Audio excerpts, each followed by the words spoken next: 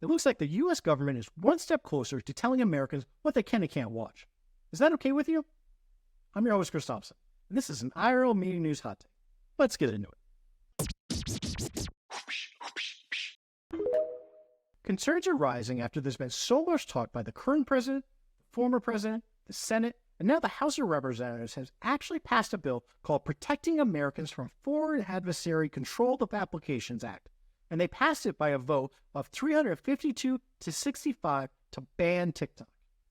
The bill calls for China's tech company ByteDance to either sell TikTok or the social media app will be banned or blocked in the United States. I get the whole anti-Chinese government mindset in the United States right now, but whatever happened to freedom of speech? While my political affiliation is irrelevant to this conversation, I'm unabashedly pro-laissez-faire when it comes to business. For those of you that don't speak French, laissez-faire means a doctrine opposing government interference in economic affairs beyond the minimum necessary for the maintenance of peace and property rights, according to Merriam Webster. I'll be the first to admit I'm not the biggest TikTok user. I don't even have the app on my phone.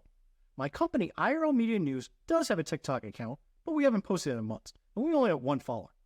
I did write a post about Universal Music Group removing their music from TikTok in our February 3rd issue, as well as a failed effort by the state of Montana to try banning TikTok in our December 3rd issue.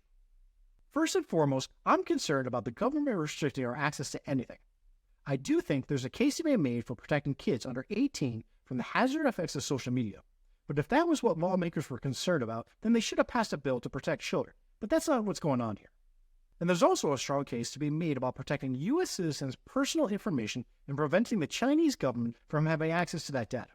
I'm all about protecting how my personal information is accessed and used, so I completely understand that point. What bothers me the most is having the government tell me what I can and can't do. I know adulting is hard, but it's my choice what apps I want to use, what videos I want to watch, and what social media I want to allow my kids to use. Verdict: none. Just like banning books from libraries and telling citizens what they're allowed to read, I think it's a slippery slope to begin saying what apps should be banned. Just to play devil's advocate for a minute, the Chinese government does ban most U.S. social media apps in their country, preventing their citizens from accessing apps from Facebook, Twitter X, Google, and Instagram, just to name a few. Is there a case to be made against blocking Chinese apps in the United States at the cost of restricting Americans' rights to make our own choices? Let me know down in the comments, and I'll respond to each comment you make. I'm your host, Chris Thompson, and this has been an IRL Media News Hot Take.